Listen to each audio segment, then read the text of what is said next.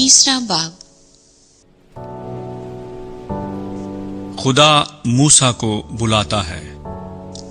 और मूसा अपने खुसर यित्रो की, जो मिडियान का काहिन था, भेड़ बकरियां चराता था, और वो भेड़ बकरियों को हंकाता हुआ उनको बियाबान की परली तरफ से खुदा के पहाड़ हुरब के नजदीक ले आया। और खुदावंद का फरिश्ता एक झाड़ी में से आग के शोले में उस पर जाहिर हुआ।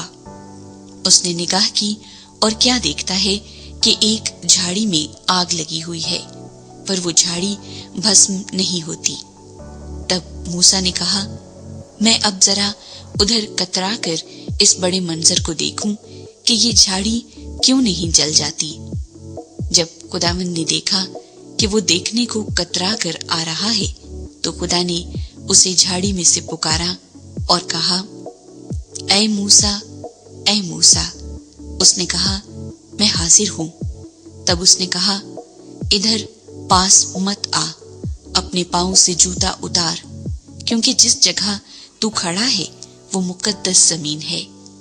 फिर उसने कहा कि मैं तेरे बाप का खुदा यानी अब्राहम का खुदा और इसहाक का खुदा और याकूब का खुदा हूँ। मूसा ने अपना मुंह छुपाया, क्योंकि वो खुदा पर नजर करने से डरता था। और खुदावंद ने कहा, मैंने अपने लोगों की तकलीफ जो मिस्र में है खूब देखी, और उनकी फरियाद जो बेगार लेने वालों के सबब से है सुनी, और मैं उनके दुखों को जानता हूँ।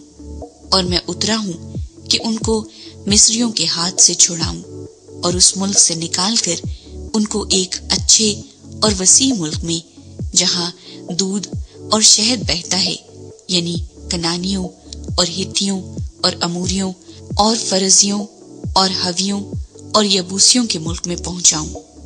देख, बनी इसराइल की फरियाद मुझ तक पहुंची है, और मैंने वो जुल्म भी जो मिस्री उन पर करते हैं देखा है। सो अब आ, मैं तुझे फिरौन के पास भेजता हूँ कि तू मेरी कौम बनी इसराइल को मिस्र से निकाल लाए। मूसा ने खुदा से कहा, मैं कौन हूँ जो फिरौन के पास जाऊं और बनी इसराइल को मिस्र से निकाल लाऊं। उसने कहा, मैं जरूर तेरे साथ रहूंगा, और इसका कि मैंने तुझे भेजा है तेरे लिए ये निशान होगा कि जब तू उन लोगों को मिस्र से निकाल लाएगा तो तुम इस पहाड़ पर खुदा की इबादत करोगे। तब मूसा ने खुदा से कहा, जब मैं बनी इसराइल के पास जाकर उनको कहूं कि तुम्हारे बाप दादा के खुदा ने मुझे तुम्हारे पास भेजा है, और वो मुझे कहें कि उसका नाम क्या है, तो मैं उनको क्या बताऊं। खुदा ने मूसा से कहा, मैं जो हूं सो मैं हूं। सो तू बनी इसराइल से यूं कहना कि मैं जो हूं ने मुझे तुम्हारे पास भेजा है। फिर खुदा ने मूसा से ये भी कहा कि तू बनी इसराइल से यूं कहना कि खुदावंद तुम्हारे बाप दादा के खुदा, अब्राहम के खुदा और इसहाक के खुदा और याकूब के खुदा ने मुझे तुम्हारे पास भेजा है। अब तक मेरा यही नाम है, और सब नस्लों में इसी से मेरा जिक्र होगा।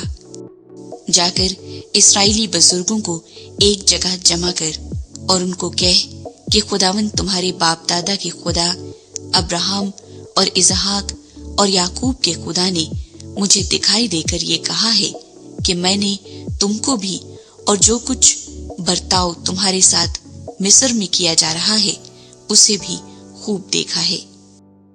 और मैंने कहा है कि मैं तुमको मिस्र के दुख में से निकालकर कनानियों और हित्तियों और अमूरियों और फरजियों और हवियों और यबूसियों के मुल्क में ले चलूंगा, जहां दूध और शहद बहता है, और वो तेरी बात मानेंगे।